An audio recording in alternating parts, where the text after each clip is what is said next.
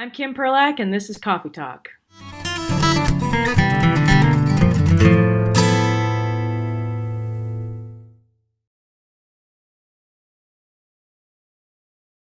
Hi, everybody. I'm Kim Perlack. I'm the chair of the guitar department, Berklee College of Music, and welcome to a special edition of our Coffee Talk. We're here with Cheryl Bailey, assistant chair, as usual. Hey, Cheryl. Coffee cheers. Coffee cheers. Ian Steed, our senior coordinator, is here today. Hey, Ian. Hey, everybody. And Ben Cody, our coordinator of the department, is here today. Hey, Ben. You have to say hi, Ben. Oh, audience. It's listening. Cut that out. Sorry. Hi. Hey, Ben. It's good to see you. Good to be here. Yeah. He obviously has not had enough coffee yet. See, Ben, that's the thing. Because Ben is a hydrator, right? As a rock guitar player. Yeah. And always opts for the water, but sometimes that caffeine pulls you through. You know, you may have to reconsider, Ben. I might have to. Yeah. So this is our special edition back to campus coffee talk. And so we wanted to take some time today and welcome all of the students back to campus, and spend some time thinking a little bit about the remote campus and congratulate all of you for all the work that you did there, and then also kind of look ahead and let you know what to expect coming back, where we'll all be in the fall in just a few weeks. So I think first of all, I wanted to say what a tremendous job everyone did when you were remote and hybrid. We heard so many great projects. We had film score sessions going. We had vocal accompaniment sessions going. We had all kinds of things happening all over campus. And the way that people pulled together, worked on their individual skills, worked on their technology skills, the way that you all just really adapted to another way of learning and also making your own music, I think was really impressive. Cheryl, is there something that stood out to you in particular?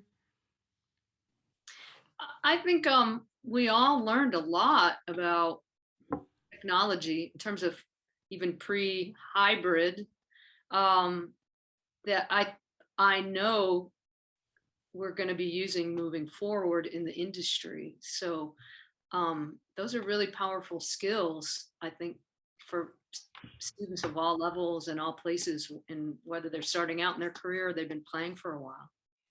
One thing we talk about all the time is this idea of like, how do you balance going deeper and deeper into your own skill set on your instrument and then applying it and being adaptable to whatever comes, not knowing what will come. And I think this was, really one of the most extreme examples of having to do that. And I think so many times one thing that worries us is when we hear people say, oh, well, I'm going into technology, or I'm going into production, or I'm going into this other field or music business, and I don't really need these skills on the instrument. And I think what we saw more and more of was being alone and having to really work on your part and your playing and your skill set.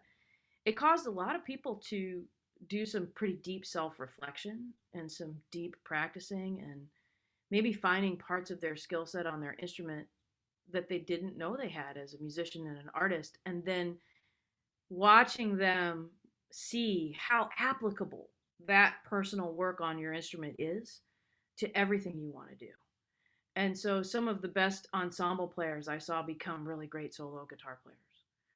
And some of the great players who didn't think that maybe technology was for them dove into that, and they made beautiful videos and tracked some gorgeous projects and got into Logic and got into Finale or other music writing software, and really realized like, oh, I do have the ears to be a producer. And so much of that does come back to what I want to do on the instrument. Maybe I've been self-limiting in my mind. So I thought, Kim, I think too, also on that, in terms of your tone and your sound and how you're approaching, oftentimes until you really hear yourself, if you were working on tracks for your ensemble, or for instance, you'd really get a chance to listen to your own sound in a different way that you probably didn't before. And I think those are important. Also, just playing with click tracks and things like that, that whether you're in the studio you definitely need to do that in the studio a lot of times, but also just in your own playing, just working on making sure you're in time. You sound good and you're on time, in time and on time. You know, those are all things that I think for a lot of people was really, oh wow, okay, I have to deal with this. So I think those are really important places in our playing that we need to develop all the time, become aware of, I think. I think that's great. And it reminds me, Ian, of something you had said, because even though you're an alum and you are a full-time member of our staff in the guitar department, you've also continued to develop. And I remember one time you were talking about how when ensembles are live and when you're playing with people who, especially when you feel like they are a little more advanced than you, and I know this from experience too, you go to the class and you kind of absorb yourself into that environment, and you let the environment and the playing in real time kind of take care of some of the things that you feel are your gaps. But now in the pandemic, you couldn't do that. You had to come up with your part. We all did our part for every project we were in. And that goes for me and for Cheryl and for Ben and for Ian. And really address the things that are gaps and think about, like, what part of this is musical? What part of this is non-musical? What part of this is just my own fear or insecurity of not wanting to address this? And it could be tone or time or fretboard knowledge or just familiarity with the skill, because that part that you came back with, as Cheryl said, had to be on it. It couldn't be like, oh yeah, let's do that again and see if we got it enough in the mix. It had to be nailed. And I think that forced a lot of us, it as it does all the time in our lives, to come to terms with, strengths and weaknesses. And Ian, I wonder if you had an experience to share in that. Yeah, absolutely. I mean, that's the thing, is that you, like, maybe one of the benefits of all of the downsides that we know and have experienced in the last like year and a half, but one of the benefits is how naked your playing is by yourself. And although all these students who've been at Berklee now for maybe 3 or 4 semesters completely remote, like, that's a long time. Like, a lot of these students have had a lot of their Berklee time completely remote so far. But one of the upsides is that you do have that real honest sort of assessment of your own playing. And, it's really easy to like hang out with some friends and bang out some tunes, and it feels really good. And it's going to feel great when people are back in person and doing it again. But that honest self-reflection is really powerful. One thing, actually, sorry, you go. Oh, no, you go. There was one thing that really blew my mind, actually, on that topic, which was the student showcases last spring was such a highlight. We had student showcases. We usually have these concerts that we do on campus that are curated by faculty. There's like a funk night, there's a rock night, there's a metal night, there's a jazz and blues night, and all of these things had to be remote. And there were a ton of these really incredible performances that students had recorded and played and put together entirely through all these like means that they had at home to put together these performances. And they actually ended up being incredible, right? Both the playing as well as like the production, both in the sound, and some of them had some kind of video to go with it. And like the students really meeting that challenge, I think means that when they come back and start playing with other people, they're going to be playing at a much higher level, I agree. I think the classical fingerstyle night debuted in the pandemic. That's right. And you could see it in the same exact thing that you're describing happened in that too. And if anyone listening wants to hear them, you can go to our YouTube, Berklee Guitar Department, and you can find the playlist of the student showcase concerts, and you can hear what we're talking about. I just wanted to make a comment. I was excited about what you were saying, that I think it is that word that you use where you feel naked when you play solo. As a person who's always played solo, it's also this beautiful opportunity to get to know who you are again, over and over again, to really get to know who you are as an artist. And instead of feeling like you have to keep living up to something that you're copying or you're trying to chase, you could start to get this sense of, instead, like, what if you became your own favorite guitar player and you just got curious about what you wanted to sound like and what you would need to learn to get there. And I saw a lot of people make that leap. It wasn't like a judgment, like, oh my God, I feel just so exposed and I'm judging myself all the time. It started to shift in their mind, like, well, if this is what I have to work with, these solo tools, what do I want to sound like? What would that mean? What do I have to work on? Is it triads? Is it dyads? Is it, extended harmonies? Is it tone? Is it what is it? And that's really exciting because that's where creativity can really explode. And what I want to know, Ben, is, so you had tons of time where you had to practice alone. You have a band. Yeah, you have a band that goes on the road. So, but instead of rehearsing with them, you did a lot of this practice thing that we're all talking about. And I'm wondering, now that you have played live gigs again, do you feel a difference in yourself when you play because you did that kind of self-exploration and you're practicing? Well, absolutely. I mean, it was just, I mean, obviously I was furloughed for a good portion of 2020, so I had a lot of time to practice and my band did an album we released and all that. But yeah, no, I mean, when you have time to just, like you said, just practice on your own, I mean, it's kind of a funny concept, being a former student at Berklee was, when you come into Berklee, it's like you almost have less time to practice because you're so busy with everything. It's like this was kind of an opportunity, I think, for a lot of people to kind of fill in that gap and be able to, you know, not really have anywhere to go necessarily and be able to just practice. And it's definitely not only led to, more musical successes, I think, for my band, but the big thing that I think that was an opportunity for me during the pandemic was really exploring technology and social media because it showed how connected you can still stay with the world. I mean, just imagine if this pandemic happened like 25 years ago, how much different it would be. But it was just a matter of being able to still stay connected with everyone, and I was able to really build my social media following on Instagram just from doing live streams. I just what I would do is I'd set up a live stream on my phone and I'd play the backing tracks. And the cool thing was I could actually interact with the 100 or so people that are watching me. Whereas at a concert, when you're on stage, people can be yelling stuff at you, or for better or for worse.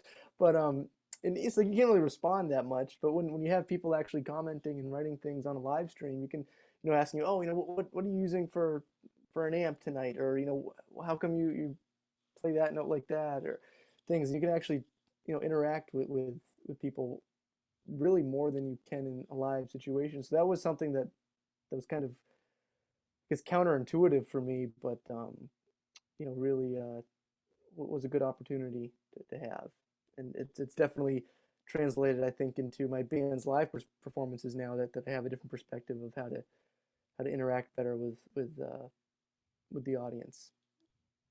I think that we're making a list here kind of what to keep moving forward. And I think that you mentioned something that is also true to acknowledge, that you were furloughed for a while and that was very stressful. And I think some people had time. Some people felt like they were pretty secure. Some people felt like they were completely insecure financially, with the health of family members, with just what's going on in the world, in your country, in your neighborhood, and your community. Some of us, I think there are days where I just felt like I'm working harder than I've ever worked. I haven't touched a guitar. There are days where I felt like I don't even want to look at a guitar. But I think the perspective is what's good to keep, in terms of, like, can you step back a little bit from what you're doing and let yourself self-reflect on what you want to build for yourself, and let yourself be open to the idea that you're building a foundation on your instrument and you will have to adapt to all kinds of different situations. And so I think if you had a chance to do a lot of the things that we're talking about, that's fantastic, and you can think about what you want to keep. And if you didn't have a chance to do that, like, what kind of foundation do you want to set moving forward for your playing and for your practice time? And then if there are skills that you didn't get a chance to develop or you want to develop more in terms of technology, now you have all of these resources at the school because all of the faculty took time to work on their social media chops, to work on their technology chops, to work on their logic chops. And now we have resources at the school that can help you. So you could walk in on the first day and say, I want to get better at logic. And someone will be able to say, okay, we have something for that. Whereas maybe before the pandemic, there might have been a waiting list. It wouldn't have been as easy to get in. So I think if we can keep that idea that, you're creating a deep foundation on your instrument for yourself that can be adapted to different things, that you want to be open to technology and what social media can bring and the connections that you can build through that, through our department and then on your own. And then things like, Cheryl, what you were saying, like be on time. You couldn't not be on time for Zoom because then you would miss the boat. It's not like you can knock on the door and plead for someone to open the door and let you in. You were there or you weren't there. Faculty said across the board, no problems with attendance, and everybody was on time. Be on time. Be a little bit early to every lesson, to every class. Really be conscious when you make your schedule. Are you stacking things? Do you have time to get from building to building? And make sure you're there. Don't be the person that walks in 15 minutes late and disrupts the class. All the projects had to be on time and had to be done because you couldn't just show up and say, oh, I didn't write it down. I forgot to bring my chart. I'm just going to play. You couldn't do that on Zoom. So what could you follow through with that would make it better? I mean, Cheryl, did you experience that in your classes too? That like the projects were just super on top of it? Because that's what I felt. Yeah. Everything was probably the most on time ever. Which is good for everybody. It's good for, you think about college, being in college is really, it's a training ground, right? For the real world. You can't show up to your gig late. I mean, if you want to keep your gig, that is. And you got to be prepared for your gig, right? If you want to keep it. So these are the things you can learn here, but definitely during the pandemic, everyone's on time. But I was going to say about, Ben was talking about the social media thing. We developed it for our department, this incredible virtual campus, which will keep going. And we have those jam tracks that faculty contributed, which are for the whole community to use to work on your proficiency. So I guess we have all the modes of the major scale and melodic minor, jazz melodic minor. But anyway, that was something that we never had before, which was really great. So hope everyone will go there and make use of that, including all of the coffee talk episodes to get to know the faculty that, particularly if you're new, you're not returning, you haven't met them in person, right? Yeah, let's talk about that for a minute, because usually we have an entering class or around 250 students, right? And this time there are 5 entering classes coming in, people who have never come to campus, like you've been at Berklee, but you haven't been on campus. And there is that moment, that's why in Coffee Talk, when we talk to people, we always say, like, what was your first moment on campus like? Because every single one of us has that moment where you walk on a campus and you have that awareness of, whoa, okay, it feels overwhelming because there's so much energy there. That's great energy, and yet it's very overwhelming. And a lot of people in our community are going to be experiencing that for the first time, and then everybody, honestly, is experiencing it. I felt that way, like having been away for, we had been in and out over the year, but, to come back each time after not making it a routine, it still feels like, wow, this is a lot of energy to come back to. So I think acknowledging that is really important. And I think, I play in a duo with one of my closest friends, and we hung out for a couple days because it's finally safe. We're vaccinated. We were able to hang out together. And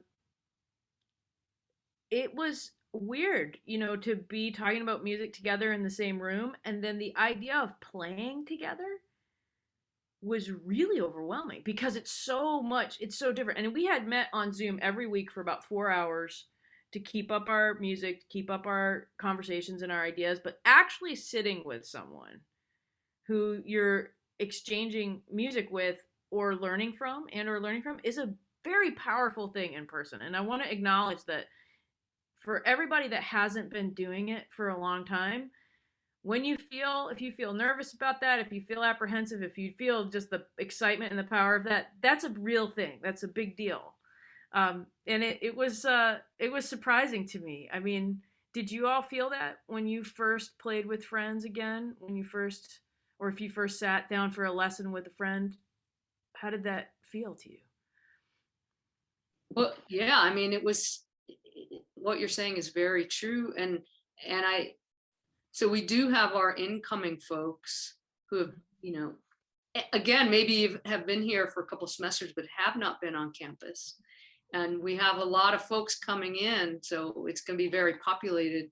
And of course, our returning students, but everybody has been in these situations where we've been isolated to different degrees. So yeah, it is very powerful. I mean, even just thinking about being around a lot of people again, but you know, then we're exchanging music and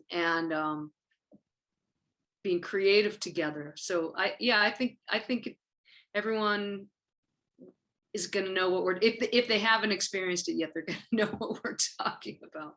What about you guys? What do you guys think about that? I mean, again, I think it's a positive experience, not necessarily a you know nervous one. At least the way that's why I see it. You know, it's kind of like, you know, the finish line's kind of in sight now, whereas, you know, we kind of all you know, had, like Cheryl said, different degrees of isolation, and you know, we're finally getting back to, I mean, we're musicians, you know, that's what we do. I mean, music's at its best when it's collaboration. Art, I think, is at its best when it's collaboration, at least in my opinion. And the fact that, you know, we had to deal with, you know, over a year of not having that. Now it's finally back. So I think I feel like there's probably a lot of pent up creativity, I think, in all of us that, you know, I'm looking forward to see, you know, maybe some new albums coming out from different people, and you know, it's a lot of new performances, and just getting excited to see what everyone has to say and has to create. Yeah, I don't know about y'all, but when first couple of times I played with folks, it was like a head trip. Like, because I had been playing to recordings, I had been playing to my own recordings, I had been playing by myself for so long that when I got together with some folks and was just like call a tune and playing, I remember it like blowing my mind, like the sound and the fullness and like the stuff I was doing, the stuff they were doing. And then all of a sudden I was like aware of it. And it was just like, I don't know, hit me like a ton of bricks. Like, holy crap, this is really, I don't know about y'all, but I had a pretty powerful experience. Yeah, and I think this is a good time to point out to everyone who's a student who's coming back, and maybe even everyone who's a faculty member and coming back. You are meant to be here. Like, we know that you're meant to be here. And you're also meant to be here to learn and to grow. And so it's not a thing like you have to come and prove that you're meant to be here. When you come on campus, just come, and, you know, you're going to have this experience that we're talking about that's powerful, and that, you know, there's not a precedent for it. No one else has ever done this. No one's ever continued their college education in a global pandemic in modern times. Well, last time this happened, there was not an electric guitar situation. There was barely a classical guitar situation in the modern sense of the world, right? You know, like modern classical guitars were only a couple decades old at that time, right? So um, it's a whole new experience for everybody, and when you feel the way we're talking about, I think it's just to take a deep breath and remember that everybody feels that way. And so as you're getting ready to come back, I think, as Cheryl mentioned, like, jump into the virtual campus, like go back through Coffee Talk, get to know the different teachers, jump on YouTube, play along with some tracks, And then know that we're going to keep building things. We're going to keep putting resources on the website that you can practice. And just kind of just let yourself breathe as you practice and just sort of get a sense. Be in touch with us if you have questions about people. And we're going to keep putting stuff out so that you can start to feel more and more like you're back in the flow. And then we can talk about kind of registration and how some practical things, because you do have to sign up for class. You do have to start to wrap your head around that part of coming back. And you're all great at doing it in a remote way and in a hybrid way. So for the fall, I think maybe it's a good idea to kind of take people through a few specifics about coming back to campus. And we could start with registration, then we can actually talk about some things that are going to happen on the physical campus. So I think the first thing in terms of registration is that most of you who are returning have already been picking classes, but some of you might not have all of your classes picked. And what I think is really important to think about is if you have open credits, really take a look at all the labs, which are ILGT. Take a look at the ensembles in the guitar department, ENGT. And take a look at, if you're a performance major or if you have performance concentrates, look at the classes that are called PSGT. If you have questions, you're going to talk to us about it. You can take as many labs as you want, and we are really proud of our lab program because it's hundreds of labs. And they focus on almost anything you can think of. The faculty have thought of to create a small group environment so that you can really dig into some different things. And this is how you can diversify your playing. The labs and the ensembles that I teach, I love. I develop them. They're like the things that I most love to teach, and I think Cheryl feels that way, and all the faculty feel that way. I get more excited about those classes than almost anything else because it's just a chance to be with a small group of all of you and be really creative. And so I think go in there and choose as many as you can to fill up your open hours. And if you want some guidance on it, you can talk to us. A lot of times it's one of those are the things where you're hanging out and they're like, someone's like, I did this class, it's so cool. And now we don't have that. We don't have that hang right now. So you can feel free to hang with us and take some chances too and just pick some stuff that looks cool. Cheryl, what do you think about that, labs and ensembles? I think the labs are incredible because, as you say, there's hundreds of them. They are all creations of our faculty based on something that they are very passionate about and something they've gotten very deep in and had this quest to develop curriculum around it. So I think it's an incredible opportunity to be in a small setting with people that are experts and enthusiastic experts. And also, but also I encourage people to think they don't have to, it could be something new. Let's put it that way. Right. So for instance, like we have some country guitar labs. Maybe you're a rocker or you're a jazz player, or you play classical. Don't be afraid to take because that's where you're going to get a chance to sit next to somebody like Guy Van Duzer or Bobby Stanton or Lyle Brewer, who could, kind of take you under their wing, so to speak, and introduce you to something. So I think that's what to me is amazing about the lab program is that the stylistic diversity is off the hook. And it's real. I can't think of any place in the world where you can do that, where you could be curious. And on the same other side of that, if you're really passionate already about that topic, you can, go there and get really deep. So it's open for people at all levels of experience with it. But it is a place where you can go deep. So definitely explore them. I love that because I think that in the end, we all become this just our playing is a mixture of all of our influences. And, there are friends of mine that I have and they love one thing. That's what they really love. If you go a little deeper and you talk to them, they're saying, yeah, but that even that one love was enhanced by trying other things that were a complement to that. For me, I think it was bringing different things together in my own way. And I think you can do that. Like if you're a composer or if you're an improviser, you could take a songwriting lab. You could take spontaneous composition. You could take modern writing. Then you could take studio skills, right? If you are a country player, you could turn around and take bebop lines with Cheryl Bailey, because maybe bringing those together, it's not like no one's ever done that before, but maybe you'll do it in your own way. So it's different than like the way Jerry Reed did it, or different than other players that you know. We had a great player one time. I'm going to say his name because he's an alum. His name is Rupam Garg, and I remember he came in the first week or so. He said, I have this idea. I want to mix like jazz and fusion and metal and classical. And I said, okay, like you can do that.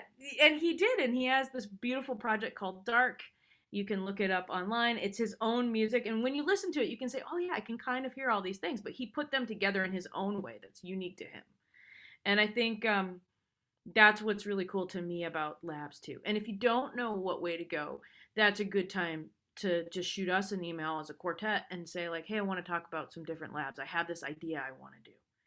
That's true if you're a pro music major and you're trying to get your approved specialized electives together for your concentrate, or if you're a songwriting major, or even if you're going into something else like music business or music education or music therapy. We have some links. Like, you wouldn't guess necessarily that maybe something like spontaneous composition links to music therapy, but it does. Or anything that, because honestly, when you're in music therapy or when you're in music education, you are the vehicle for that. So taking a funk guitar lab and getting great at it might be a great vehicle for your music ed work, right? And there are so many great teachers that you can get to know in your just by looking through all of these resources that we have, and then kind of pick a lab. That's a nice way to get to know someone. Also want to say this about this great lab that I love that I think scares people. It's called Creative Applications of the Proficiency. Right? And Cheryl, you're making that face that, yeah, that is, I think it's this terrifying title, but man, what a great lab, because we all know, well, we could talk about the proficiency for a minute. What a core that is for your musical life. And that's a great class that's taught by Julian Casper that just really shows you, here are some direct applications of some of these things where you think, what am I using that for? You know, and then you see it and it pops up maybe in an unexpected way. Cheryl, what's your take on that kind of thing, on how the lab program and your playing and your private lesson kind of interacts with the data kind of the proficiencies that everyone has to work on? Well, first of all, and particularly for folks that are going to be new to the program, the proficiency, which is our fancy word for the final exam, but the reason why we call it the proficiency is because all these mad geniuses of the guitar, all these mad scientists of the guitar department over the years, from Mick Goodrick and Larry Bayonne and William Levitt and Rick Peckham. I mean, there's so many folks that have contributed what we feel are the skills to be proficient, I mean, on the guitar in any style. So these are things that are universal musical concepts. And I often think of it as not only to be proficient, but to become excellent and to be a professional musician on all those levels.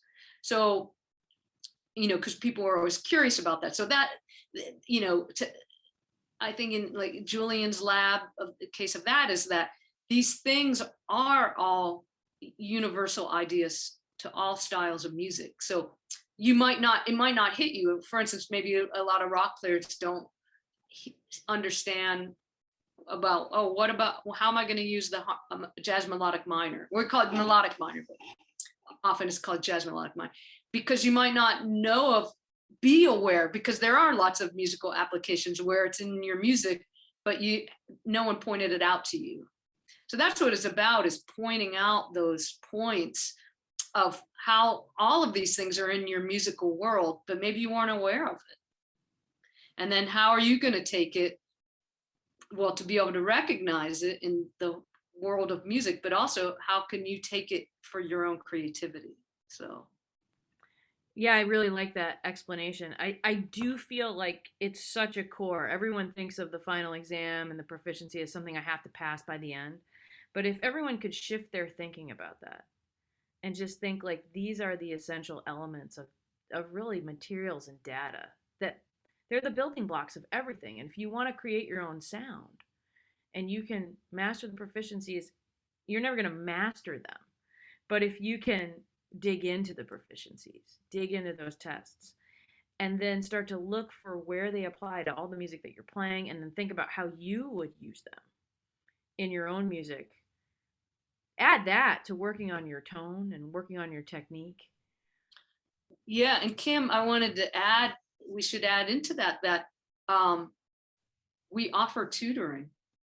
Yes, I was just about to say that. It kind of comes down, right, to wellness. Like, are you taking care of your instrument, of your foundation on your instrument? And then are you taking care of your body and your mind as you're going through this, right? So like we're reminding people like it's okay to feel apprehensive and nervous to come back as you're feeling excited. And we'll talk about some of the resources we have for just your overall wellness in a minute.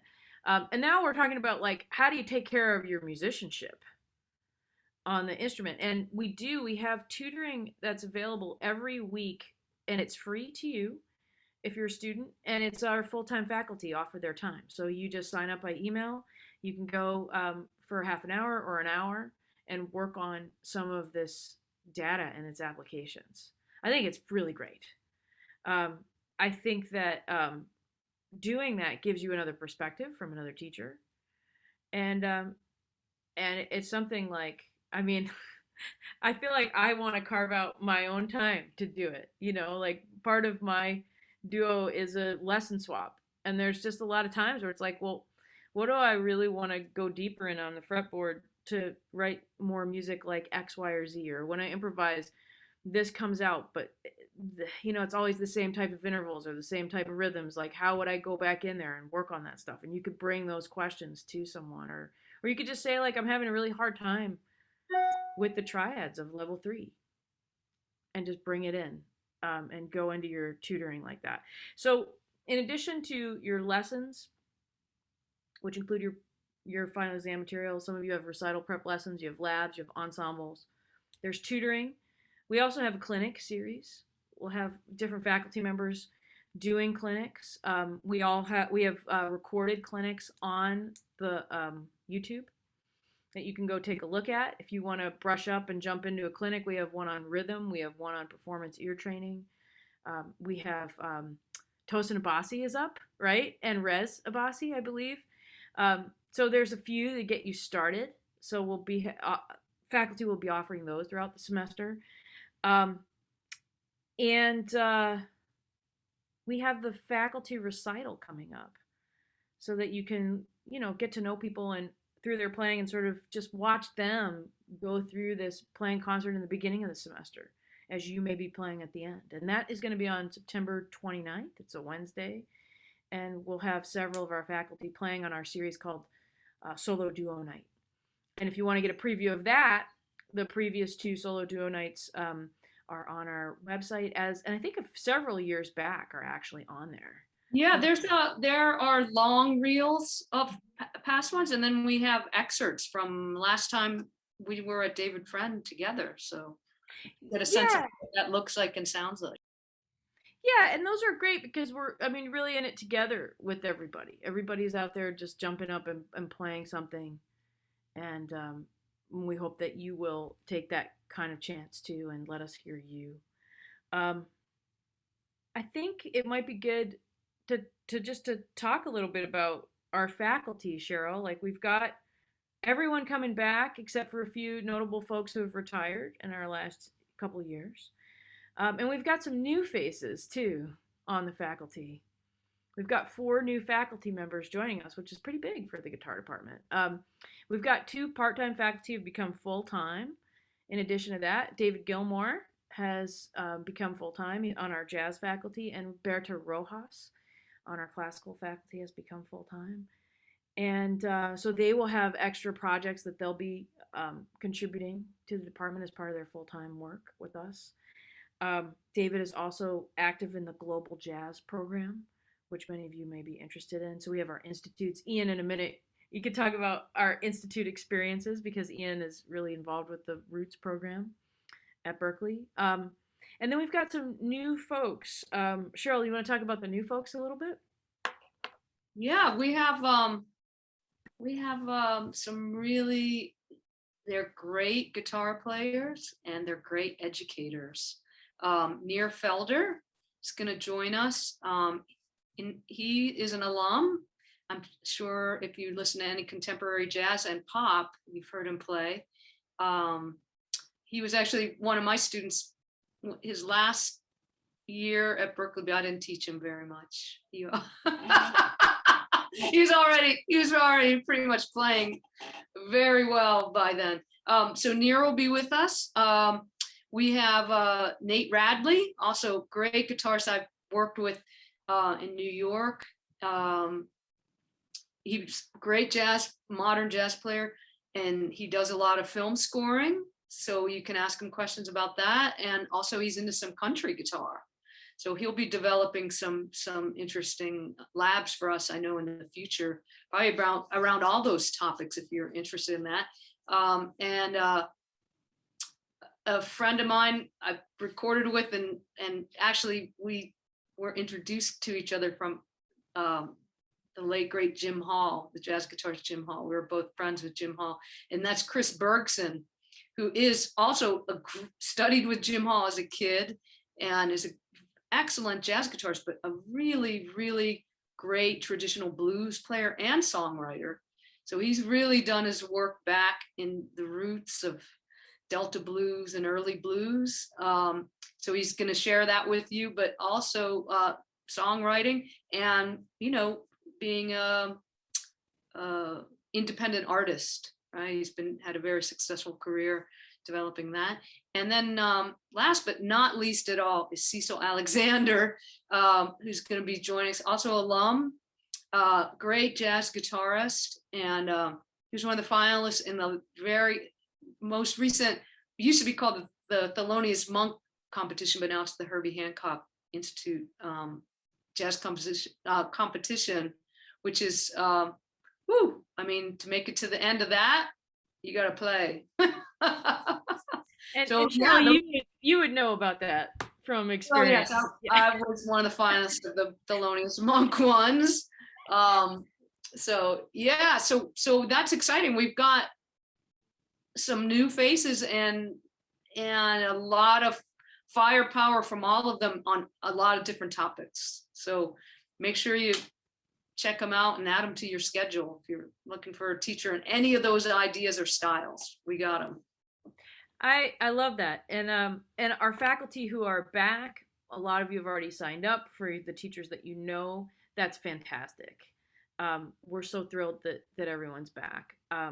What I love about the new faculty coming in is it's sort of representative of our current faculty in every way, and the people who were alums are remembered for so many things as students, just as much as their accomplishments. I think that, when we were asking, for references, so many things were about like, oh, this person was totally on top of it. They were such a great student. They were asked a ton of questions. They came to every office hour. They were like really kind to all the people in the ensembles. They were just a natural student and they're just pushing themselves to practice. And I think it reminded me, because I knew Near Felder as a young student, and I was here when Cecil graduated. It reminded me that, all of you who are working so hard, who don't think you're being noticed, just know in the back of your mind that you are being noticed, that people do see the good work that you're doing and the good playing that you're doing. And all of that works, and maybe in ways you can't see when you're a student, to make you the player that you'll be. And so I think it's really cool to have these folks join us on our great faculty. I want to say that our guitar office is open. Ben, you are in there right now. I can see that you're in there. I am. Yeah, you can almost see my yellow wall behind me. That's right. And so tell them a little bit about what kinds of resources await in the guitar office. Well, we always have our work studies at the front desk. So if you're looking for an on-campus employment, you can definitely hit us up about that because we'll usually are hiring at the beginning of the semester. We have everything from cables to guitars if you need them. We have a guitar library, our guitar-brary that you can lend a guitar if you need it, usually with a teacher's permission, in case something happens where you're in a class or in a recital or something and you break a string or something happens where your guitar's not working. We have plenty of options here to help get you through that. And if you ever have any issues with class schedules or anything as far as that goes, Ian and myself, the coordinators, we can always assist you here with any questions you have, and trying to make your experience the best as possible for you on our end. We've tried to think of everything that you might need. So if you break a string, if you have a guitar issue, like if your guitar breaks, we have a person we can call Wolf and he can help you get it fixed. We have a broken string emergency box of good strings if you need a string. We've got cables and microphones and all those kinds of things. We have We even have some pedals now too. We've got some pedals. Yeah. Manuscript paper. Manuscript paper, all those kinds of things, office supplies. And we were famous for having a snack bar. Many of you don't know this, but the few who know. And we've just been talking about in our time of being a little safer, we may have a to-go snack bar, I think is what's going to happen in September. Individually wrapped snacks that you can get from our table, maybe outside instead of inside the office. Come up and grab a snack and take it with you, I think is what we're going to be doing until we can be back together again, moving through. Also, when Cheryl and I get invited to meetings where there's food, all the leftovers come up to the guitar office. So to keep your nose keep your ear to the wind there and see if there's any administrative meetings. And if there is, you can pretty much guarantee that food's coming upstairs with us when that's done. That's already happened the first time. In fact, it leads us to one thing we wanted to mention. We have a new president of the college. And at her reception, all of the food that came from a meet and greet reception with our new president ended up going home with our work study. So everybody was really excited to meet the new president for that reason alone. But our new president is Dr. Erica Mull, and she's a pianist, and she's a conductor and a composer, and she comes from the University of Southern California. And Cheryl and I got to meet with her and talk with her about stuff at the college and also hang out a little bit. She's a great composer. I particularly love her CD that came out of her chamber music, and there's a solo piano piece that is one of my favorite things that she wrote. So it's really great. It's really going to be fun. She loves the guitar and is wanting to learn more about it to write for it herself. And so I think she'll be hanging around a lot. And I hope that's true. Cheryl, what was your impression of meeting our new president? I'm really excited for her vision and her dedication to musicianship and learning and making that the focus of what we do is about music, right? Learning and exploring music. So I know that there's going to be a lot of great stuff, programming, and hopefully we'll be able to have more space and places to play and all of that. So I think it's great. I feel very optimistic. That's cool. Yeah. It's so many things to list on the list of being excited about things. And we haven't even gotten into all the resources at the college that we can help connect you with through the institutes. I mentioned Berklee Global Jazz. There's the American Roots Institute. There's Jazz and Gender Justice. I'm really excited that there's going to be a new institute called the Music and Health Institute, which I've been involved with, and a few of our faculty have been involved with, that I think is going to have some really cool programs. So we've really tried to think of everything in the guitar department to get you where you want to go. and also maybe to help you find some avenues you didn't know you wanted to go down. And so I'd like to say, come to the office, have a snack, ask some questions, meet some folks. As Ben was saying, apply to work in the guitar office if you want to. We'd love to have you. Get involved as much as you can and give stuff a try. Your faculty are so thrilled to have you back or to meet you in person for the first time. And the new faculty are really excited to jump in with you. So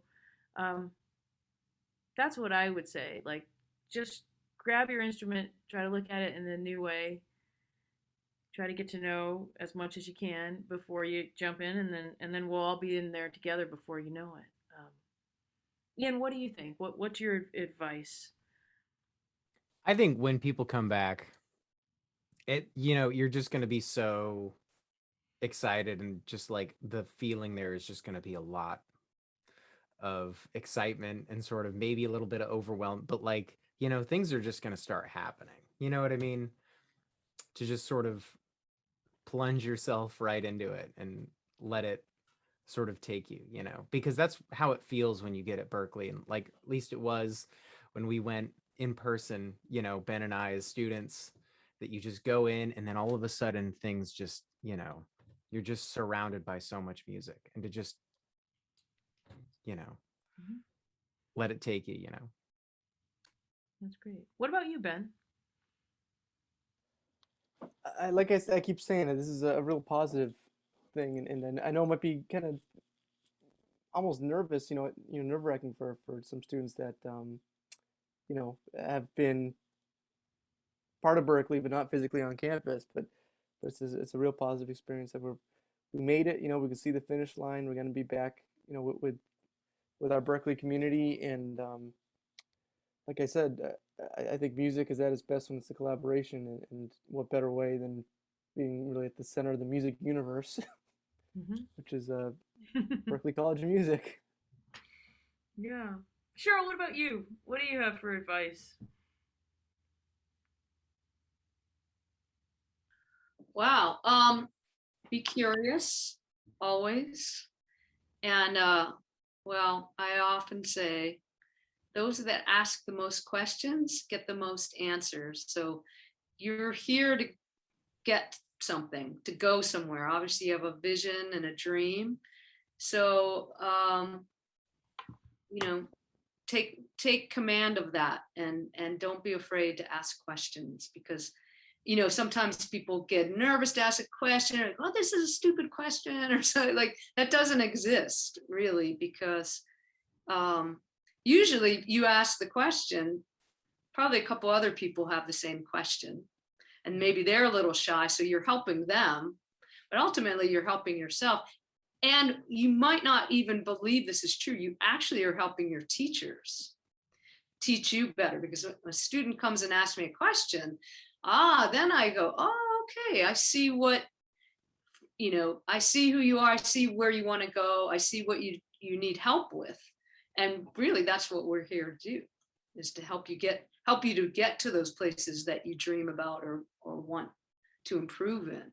So that's always my most heartfelt advice to everybody: be curious and ask questions, and you'll get answers, and keep asking until you get the answers.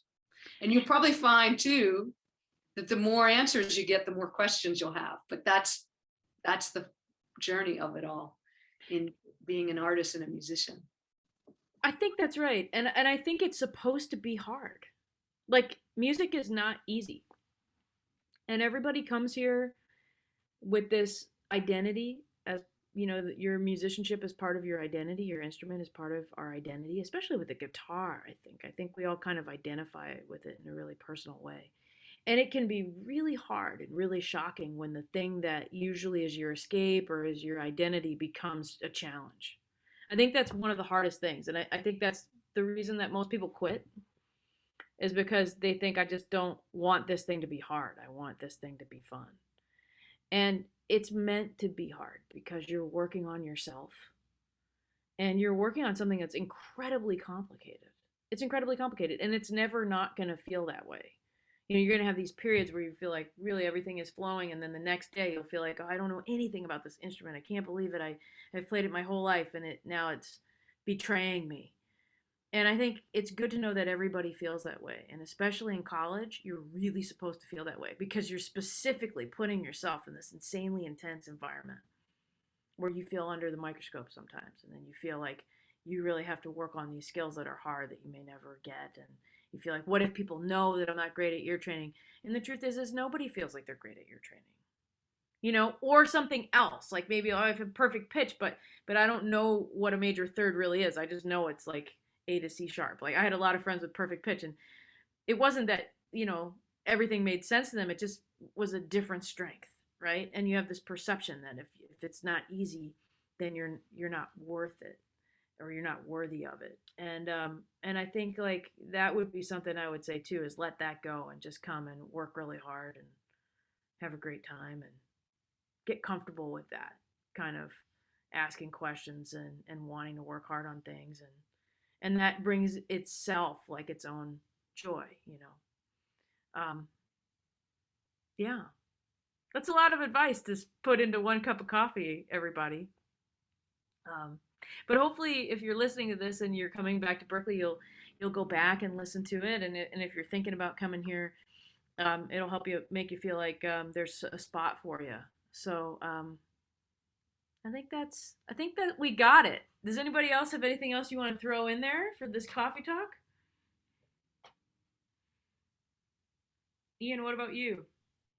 Yeah, I mean, I guess the last thing is just like, all the things that we learned in the pandemic, whether it's, different ways of practicing or social media. I mean, like we learned that the internet world, sort of the other side of it, we maybe before the pandemic, some of us, maybe myself, thought that was, a little bit like some other world. It's not the real world.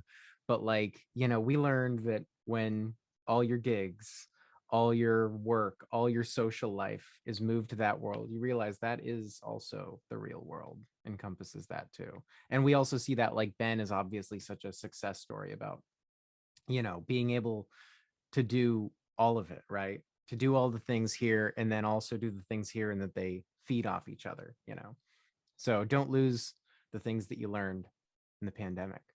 Yeah. And step by step, right? Our foundational core is going to be our relationship with the instrument and with ourselves. And then we're just going to keep adapting. And if things change again, I feel like everybody has the foundation to adapt. And as you're adapting back into the flow of the semester, just stay in touch with us, drop us a line, come have a snack, have a cookie, and we'll work out your schedule. And give yourself some time to take a few deep breaths as you get ready to come back, and take good care of yourself. And we'll see you all on campus, and then we'll be with you on the next coffee talk. So goodbye, everybody. Thank you, Cheryl. Thank you, Ian, and thank you, Ben. And coffee cheers to everybody.